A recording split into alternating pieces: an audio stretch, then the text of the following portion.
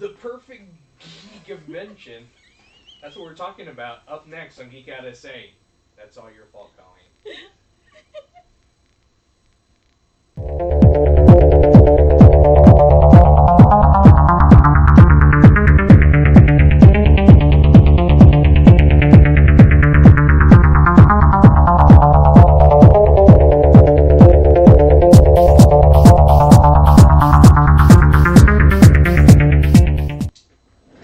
And welcome back to Geek Out SA. It's Friday and we're having fun. I think my hair is messy. I need a mirror.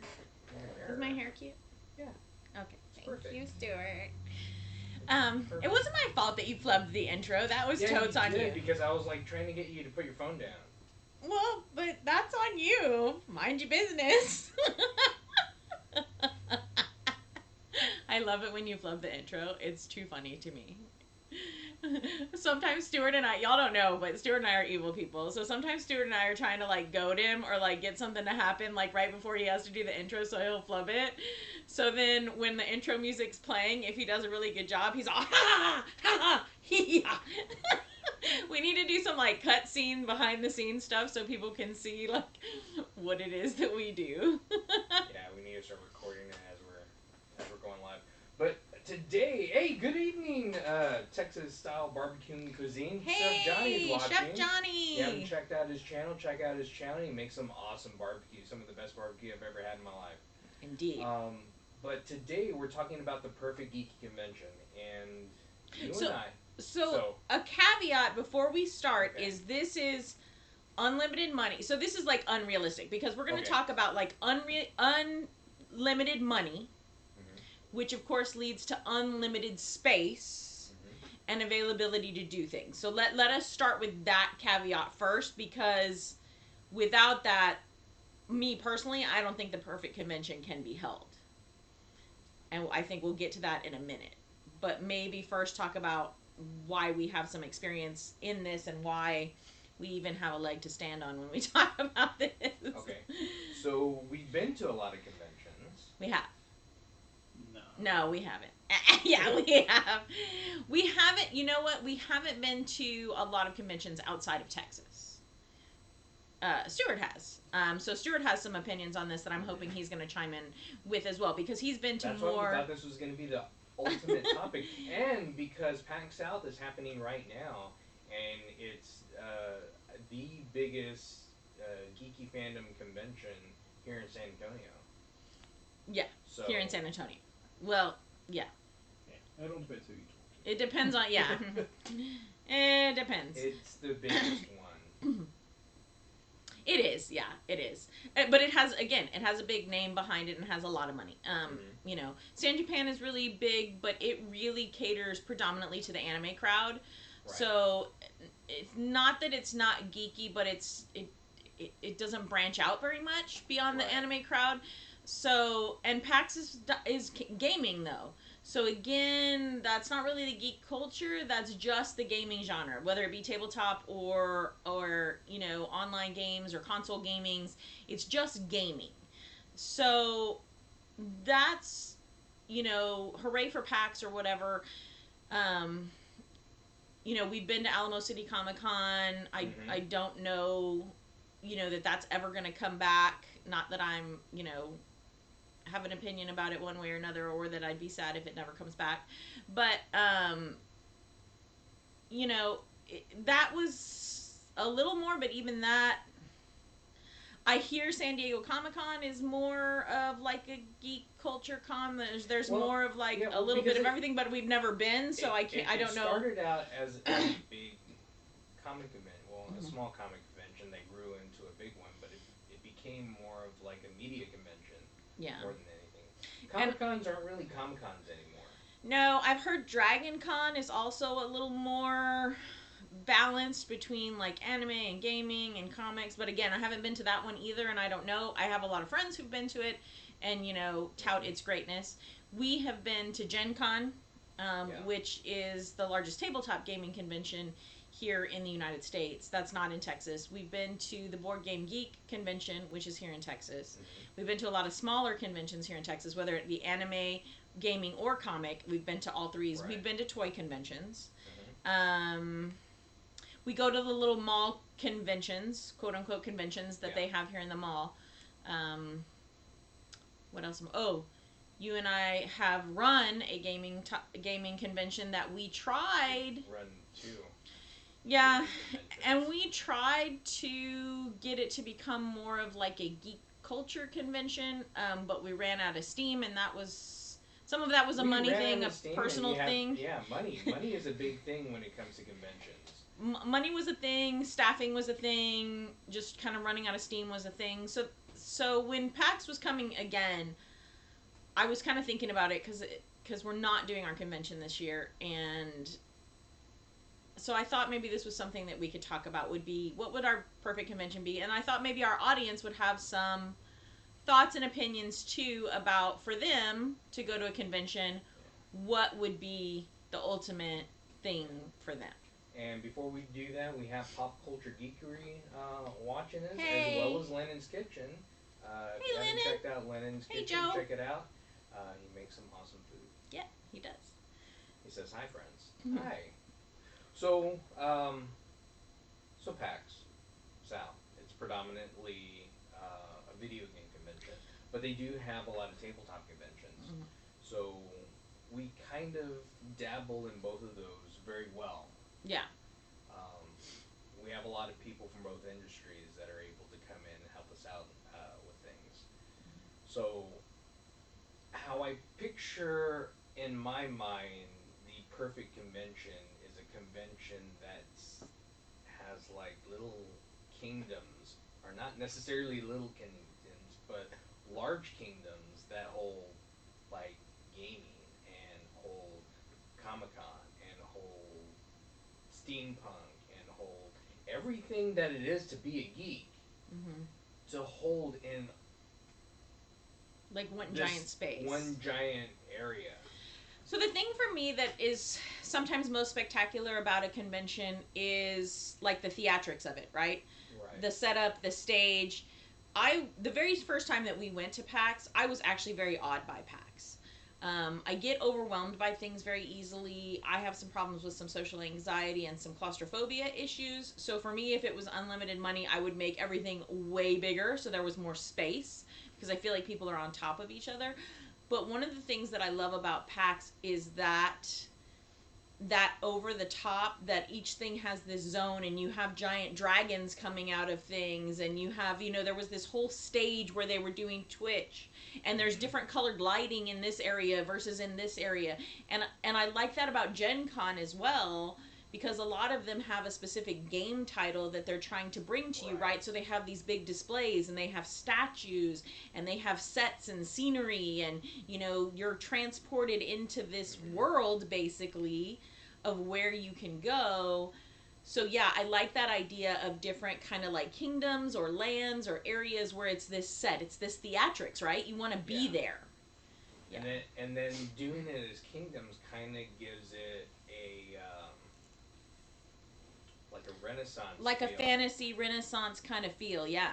And that's also what I would want to incorporate within it as well. Well, and it's funny that you say that, because I was going to bring that up. As far as like Renaissance goes, one of the things that I love about the Renaissance is the activities that we get to go to, right? Mm-hmm. So we get to go to the whip cracker show, and we get to go to the juggling show and stuff like that. So I know that they have panels at Comic-Cons and at gaming conventions and stuff, and I know at PAX they did a really good job of like having this big staging area where you could watch people playing in these tournament games and things like that. Mm-hmm.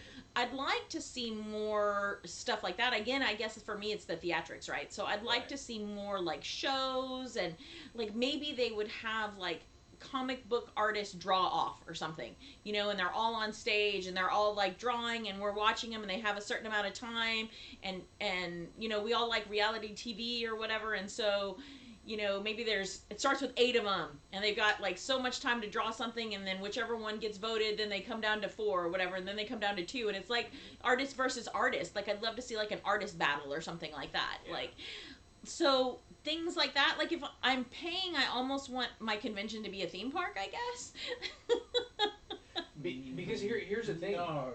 Not like rides or anything. No, but because in Texas, we pride ourselves in Texas that it's not a convention if you don't have a stupid bouncy house. No, that's not true. That's not true. Actually, I think that's a San Antonio thing. That's not true. Yeah, PAX does not have a bouncy house. Says New Braunfels now has a Hill Country Comic Con, and it had a great first year. So I mean, it was okay. Hill Country Comic Con. It's a Texas Comic Con. It's like, I don't know.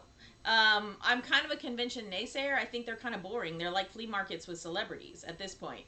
But here's the thing, is if you are able to incorporate more activities and more events, then it doesn't just become a flea market. Right. And that's kind of what you do. And that's where gaming sets apart from a lot of the rest. Mm-hmm.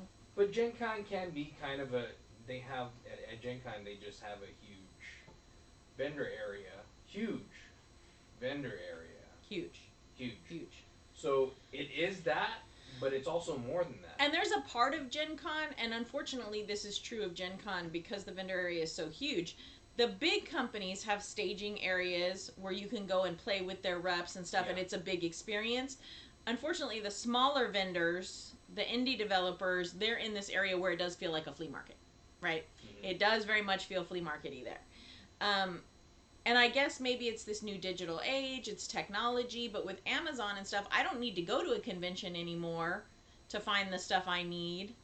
I just pop on the internet, go to Amazon, go to Walmart, whatever, buy what I need, and I don't need to go out and deal with all the crowds and everything. Well, I mean, but some of them don't sell on Amazon. That's not true. They all sell on Amazon. Not the smaller ones. The stuff that they have sells on Amazon, whether it's them or not, it doesn't matter. I think it's a little bit harder for smaller publishers, I think. From a vendor's type perspective, 99% of people that are walking around a comic convention or whatever convention, and they walk into your booth and see something that's cool, they're going to look it up on the internet, and if they can get it cheaper, they'll just order it there and go, oh yeah, I remembered I wanted that. Mm-hmm. Not buy it, go, oh, myself a note, put it in the watch list on Amazon. Yeah, so I think it's harder and harder for vendors, and they can't be exclusively, even like vendors that sell things on Etsy and that are making really cute crafts and stuff like that, which is one of the things that I gravitate towards at conventions, because at least I like those mashups, those handmade things. But even them, in order to stay fluid and in order to stay liquid throughout the year, they've got to sell on Etsy, they've got to sell on, I forgot now the name of some of these other, but there's a lot of other things. Mean, you can go to like the Alienware booth at PAX South, and a lot of the times they have the lanyards, and they have two different ones that they've given me, one red and one blue, that like lights up. Yeah. So a lot of them have like little things like that you can only get at convention. You can't get them. Well, then you can get them on eBay when somebody gets tired of it and their house has gotten too full. Or with 90% of them, people get it to flip it on eBay. They get it because they want it. They want to make money. Yeah, they want to make money off of it. Yeah. So I don't know. Some of those exclusives don't become as exclusive. So for me, that's but not. You have to pay more for it. Yeah, but for me, that's not the number one. That's not a reason for me to go to a convention anymore. That's no longer a reason for me to go and be with all of these sweaty, smelly people packed in a room. Is to go to a vendor room. Because space is expensive, and that's one of the big things. Is space is expensive. But remember, this is our perfect convention where we don't have to pay. Right. No. We have unlimited space. I get that. Right. I'm there. But you have to understand, with some of these small conventions, they're small because they don't have the money to have that space. Because if they had the space, they could probably do a lot more. Yeah. Well, and I'm totally not here to like diss on small conventions or anything like that. It has nothing to do with real life, realistic conventions. For me, this was just all about talking about if we could go in pretend land. We're in imagination land, children, where there are no limits, and we have all kinds of money and all kinds of space. What would we like to see? That's all I'm saying. I would like to see celebrities that aren't expensive. Oh, well, okay. Now you've gone too far into Fantasyland. No. Then if we had money as no object, then we could pay for all these celebrities, and they would give free autographs. the whole autograph thing is only kind of a recentish thing, like only in the last 10, 15 years. Mm-hmm. Before that, you could go up to your favourite comic book artist or celebrity and they would sign stuff and they wouldn't charge you. Yeah. Yeah. Mm-hmm. Yeah, that would be great. I mean, if we're talking perfect case, right? Perfect scenario. Bring in Henry Cavill. Yeah, bring him in, and he talks to you, and he signs stuff for you, and he's nice, and he's not a butt, you know, and he's an actor, so he could act like he's a decent human being, right? I mean, all of these actors that think that we want to see who they are personally when they're at a convention, that's not what I paid. I paid, $50 to get in here, and then I paid $100 to meet you. Fake it. You're an actor. Pretend like you're enjoying my company. Mm-hmm. Do some acting. There are some that do. So, stop talking about Sam Jones. We all know that you're in love with Sam Jones. Okay. He's awesome. He's an awesome guy. Stan Lee was an awesome. Stan Lee was an awesome guy. Sweet little man. He's a crotchety old man. What are you talking about? To us. He was good at faking it. Oh, behind the scenes, you. Yeah, but again, I don't want to know who you're really like. I just want you to pretend to be the persona that I like. Yeah. I'm not in your circle. I don't care. You don't need to go to Comic-Con, so you can stay in your little fantasy land and watch it on TV. That's what I like. This is why we're building me a perfect convention, so that I can live in Fantasyland. I want to go there. Yeah, I'm just talking about like all the real life stuff that I don't want to happen in my Fantasyland. I know what real life conventions are like. That's why I don't go to them. There should be like this outside area for like the Renaissance Kingdom area, to where you can like throw axes and throw knives and. But again, we're talking about activities, right? Yeah. Doing activities, I think the key is activities. Right.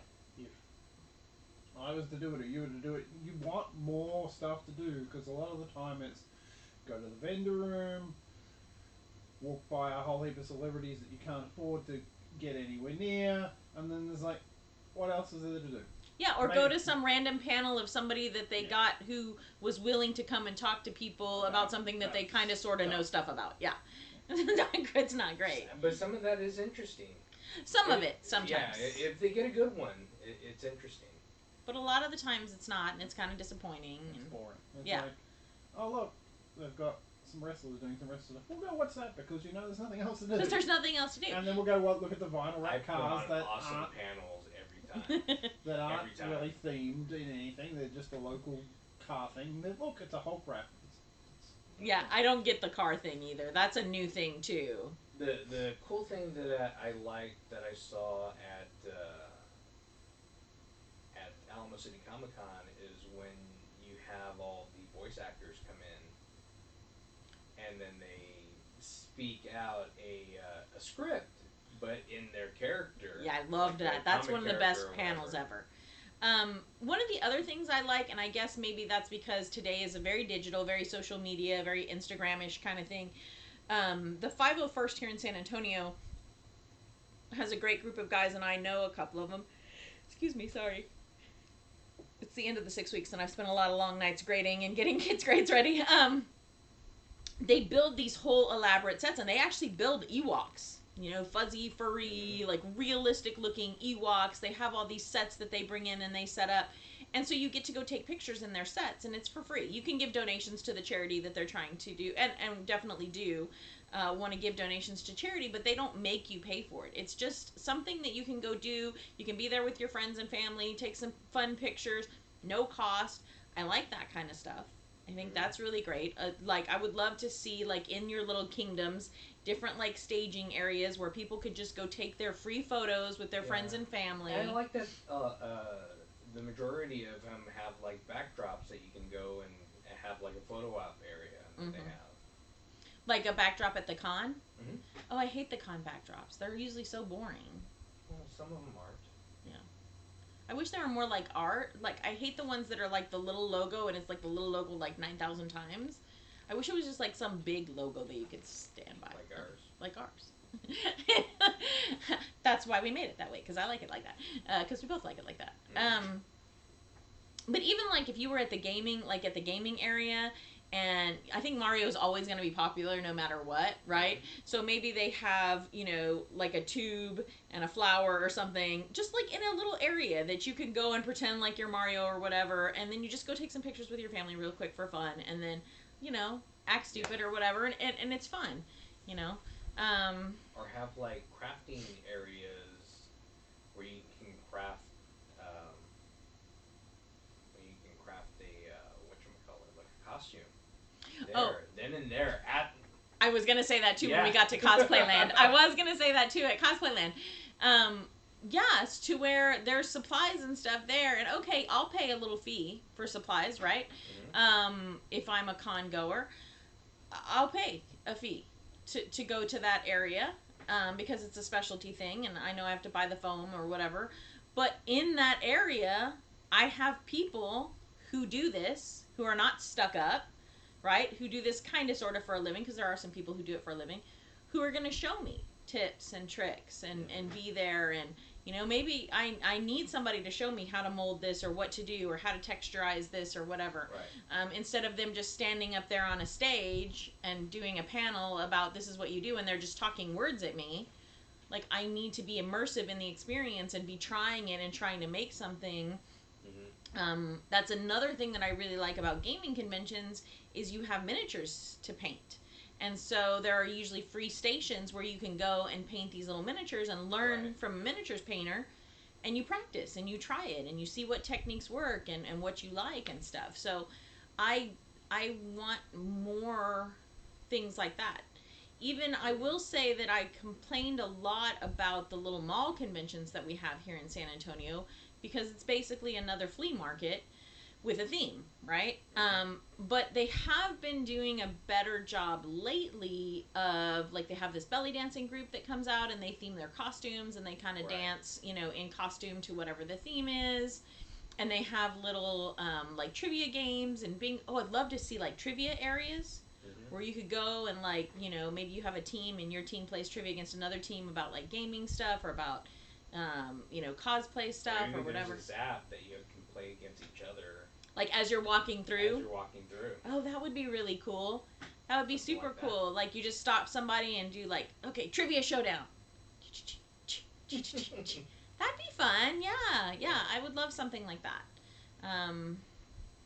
Those kind of things. Like, one of the things that we did at ChimeraCon back in the day is we did that little...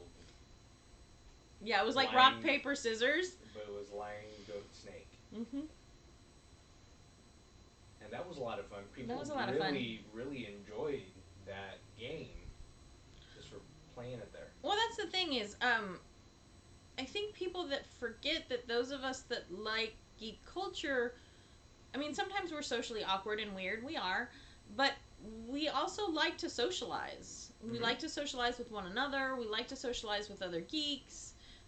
We like to talk about what we like with other people as long as they're not, like, putting us down or, you know, acting like they own the universe or something. Right. I wish we had like a button where if somebody was being, like, really ugly about them, we could just be like, no. What is it in Demolition Man where he says all the cuss words and it's like, oh, you've gotten one demerit or something like that. You've gotten one demerit of the geek code. If you get too many demerits, you have to go to the naughty geek timeout zone.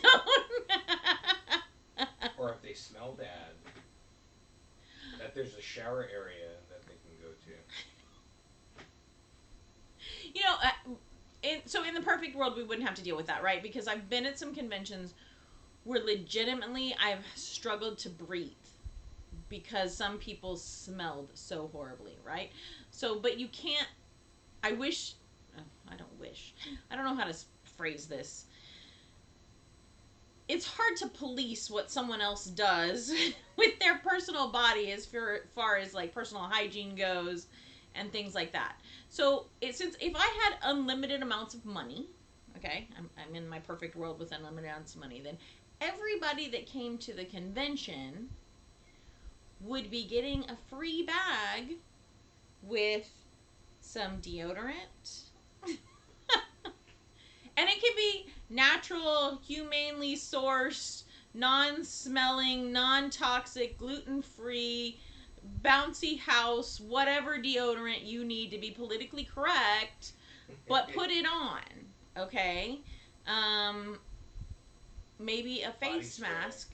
No, body spray gets too toxic too, and people smell, and then I'm gagging over that. Like, maybe everybody gets a medical mask, but like a cute convention one, so that if you smell real bad, I can put my mask on and I don't have to smell you. And then I get to give you a demerit. You have violated geek code. What's the geek code for showering and smelling bad? You don't get to play this specific activity. You have to go to geek timeout until you smell better. You know. Because that is a problem. I don't think people realize. And I get it. Like, okay, you're in costume.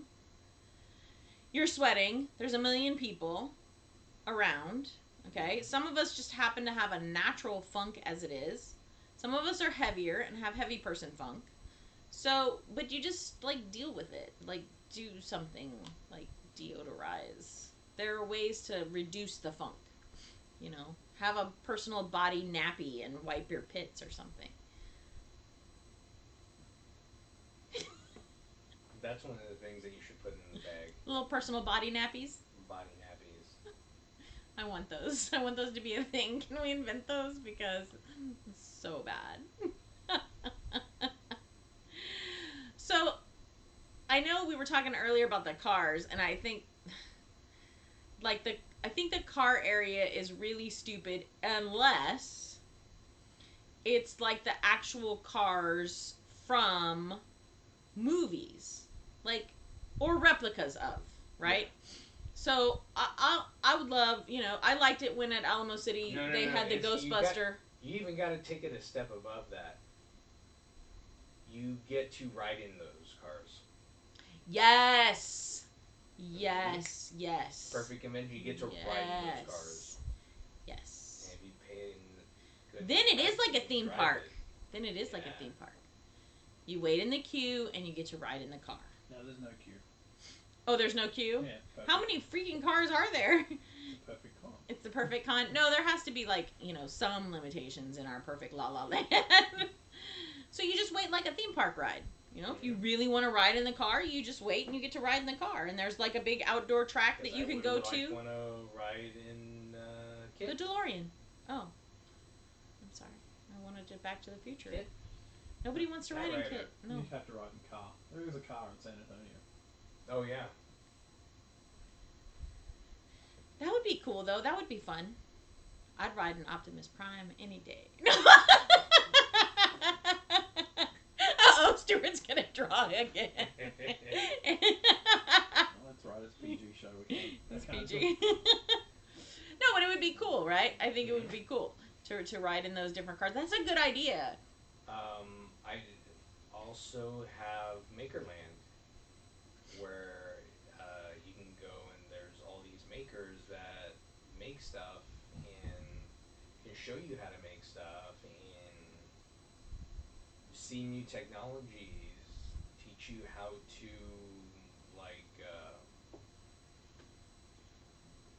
like soldering and stuff like that. Yeah.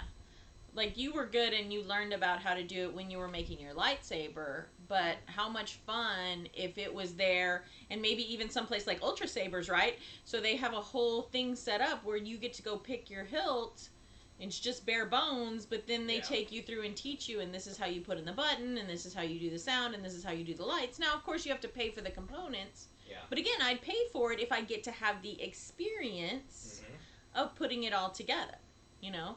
And then... of sabersmithing. Yeah, that'd be cool. That'd be really cool. Yeah, I'd do something like that. That'd be fun. Oh, this is a good idea. Let's make this. I'm like, these are good ideas. Let's make this convention. Somebody's going to take our ideas. No, they won't do anything with them. No. It's too much money to do all this stuff. It's too much money. To do it, yeah. To actually do it, it's too much money. Like, it was one of the problems when we went to TerraCon here in San Antonio that was supposed to be a horror-themed con. I was really disappointed because for me, again, theatrics, I think I keep going back to theatrics and events and stuff like that, but there was no... Like, if you're at a horror con, don't you want to kind of go through, like, a haunted house kind of thing or something? Like, I paid this money to be at a horror con. Like, I want you to have, like, a little haunted house area that I go through. Like, I want to have to survive a zombie apocalypse. Like, I don't care if I had to pick one, right? And you had maybe several of them, and I got to pick one. Like a true dungeon, but horror style. Yeah, like a true dungeon, but it's, like, horror style. Mm-hmm. You know? And, I want things to be themed towards, you know, what I'm going for. Mm-hmm. So if I'm going for horror, I want to be scared, right? I want to be creeped out. I want it to be scary. In Horrorland. Yeah, in Horrorland. I want to be frightened. I want to see these monsters. I would love this because I watch Face Off all the time and I love it. I would love, again with classes, I would love to have like some kind of little intro class into like sculpting and making like a mask, because I think mask making is really awesome, and you couldn't do the whole process in one day because it's too much, but maybe you just have like a sculpting class and you learn how to sculpt. Or maybe they've already got some pre-sculpted stuff and you pick a sculpt and you learn how to like make the mold or how to pour into the mold or something like, but you get to learn one of the processes. Or maybe they already have some masks done, like when you're painting miniatures and they already have some plain masks because they come out without paint or whatever. And then you get to go to a painting class and you learn how to add texture and stuff to the masks. I mean, I would totally do that on the horror side, you know, and pick something like that and get to go through some of that. And maybe get to see somebody who talks about, you know, how do you bring out that persona when you put on the mask? And maybe you get to wear the mask and you get to do a class in, like, being a monster or whatever, and, like, how to act that out or something. Like, or even, like, a class on, like, doing, like, movie makeup and stuff like that. Yeah. Oh, yeah, because my students, they love that kind of stuff. Using, like, Elmer's glue and marker, and they make, like, these big old wounds and stuff, and... Yeah, that'd be great, too. Just regular movie makeup type of stuff. Yeah. Yeah. Like, if there was no limits, it could be so much fun. So much fun. To do. Yeah. There was another one I was thinking about, and I lost my brain. Oh, okay. So, you know, I'm a chubby kid, so I like food. One of the things I like food about Gen Con, and one of the things that you and I tried to do, because we were at a hotel and we had food there, is have themed food. Mm-hmm. And so not necessarily that, you know, the food is made out of, you know, PS4 controllers or whatever, but you have like a normal dish, but it's named something fun, right? Or it could be shaped in a fun way, you know, or... And that's something that we did with Game Expo. Mm-hmm. When we were doing that, and people loved it. We even had themed alcoholic drinks. Mm-hmm. But again, I think it puts you in that mindset. It puts you there, right? I'm no longer in a convention center. I'm no longer in a hotel. I'm no longer packed in with a bunch of smelly people. Like, I'm in another place. I'm in another world. I get to be there and experience that. I'm part of that, right? So I'm, you know, if you do have food vendors, they're dressed up in theme. You know, in Horrorland you have zombies. In Gamerland you have like annoying, you know, Twitchers and YouTubers that look like Markiplier and PewDiePie or something. No, I'm just kidding. You know, you have like Mario or, you know, Pokemon or something set up. And I'm like watching us on there. Is there a reason why it's not showing my face? It's like really weird. Oh, because it's scrolled down. Okay. No, we've deliberately cut your face off. I was like, did y'all cut my face off? I got distracted. I move my hands too much. I can't watch me on the screen. Turn that off. Okay, I'm gonna stop looking at it. I'm gonna stop looking at it. I can't stop looking at it. Okay, you talk, Vince, because now I'm distracted. So we have like the Makerland, and we have the Comic Land. We haven't really talked talked about Comic Land. What does Comic Land look like? So what does Comic Land look like? I definitely want to do the artist battle. So that's one of the things I want to see in Comic Land. There. And DC. Oh yeah, but doing what? We would have Marvel and DC there. Mm-hmm. And what are they doing there?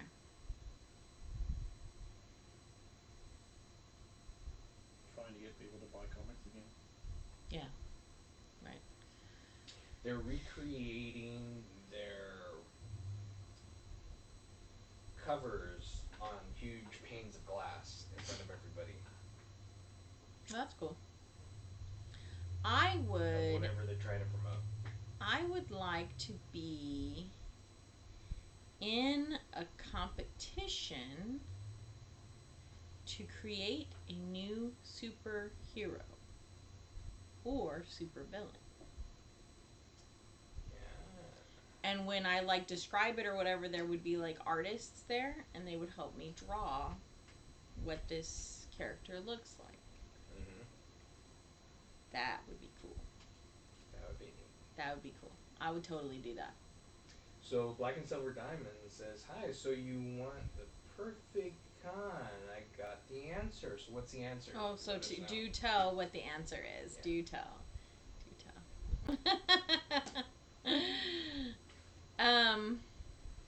The other thing that's nice about comics is just reading them, right? Mm-hmm. So I wish they had some issues, almost like they have a lending library there. So you could just go to this area and there's chairs, comfy chairs, bean bags, whatever, and you can borrow. Here, so it doesn't get stolen. So there's these areas that have screens, mm-hmm. and you can see them virtually. It's a comic book. They're gonna make off with it if it's in their hands. It's in our nice perfect world. They don't steal comics. It's a library. But we can't make people perfect.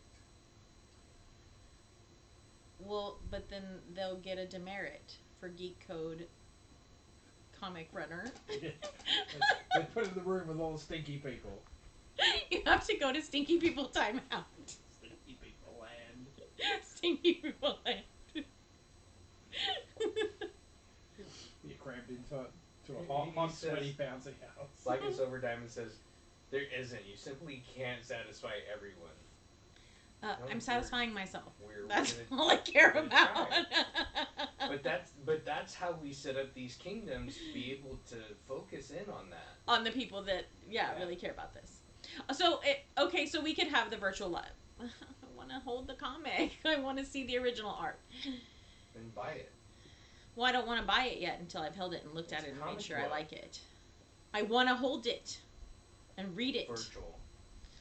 It's not the same. You get the first 3 pages.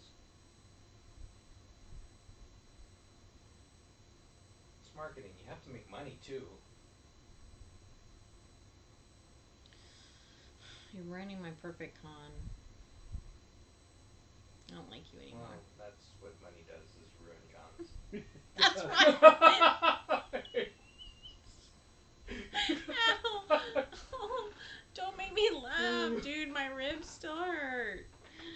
I had food poisoning this week. It was really bad, and my ribs hurt. Don't make me laugh. Okay. It's true, though. Come on. I know. It is true. But that would be cool. I would totally do that. Okay, so what about Anime Land? Black and Silver Diamond, you got that one. Right? So I think you would need, video screens all over the place playing anime. Yeah. And then you listen to, K-pop. No, I'm just K-pop. kidding. Stuart. No, but I think what it comes down to is these areas where you can... BTS is so 19... It's 2013. Yeah, 2014. But one of the keys I think that you're getting at, Vincent, is... And I wasn't thinking about it until you started saying it, but all of these lands need places, areas where if you're new to the fandom, mm-hmm. you can go try it, right? Without being afraid, right? Mm-hmm. Just go try it and see if you like it. Go watch a few animes in Anime Land. Go try some horror stuff in Horror Land. Go try some gaming in Gaming Land. And it would be a place where the fandom was appreciated and enjoyed, and so you could go try it without being judged for not being, you know, this is my perfect con! That is a perfect con, isn't it? And then we have fandoms not judging each other or the other fandoms. Oh my god, that is perfect. That's what I'm talking about. We have panels, big panels with like all these celebrities in a stadium where everybody can fit in there, and they can see. On the Jumbotron. And then they all fight to the death. I was gonna say, and then they have a gladiator melee. Oh man, I used to love that show, American Gladiator. The show was awesome. I want to have the celebrities American Gladiator style it. Like, put all the Superman actors in there and go, ready? To the death! And Brandon Roth wins. And then we come to Furryland. Wait. This is my perfect con. We don't have any furries there. No, actually, one of my ex-students is a real big furry. It's like her fave thing. But there were some, like, even at the conventions, I see real cool furry characters out there that are really... And again, it's that persona and getting to act and do that. I'm so sorry. I'm the worst. So there's a lot of, like, subcultures in there. Like, I would want, like, a steampunk area. I think a steampunk area would be super awesome. Yeah.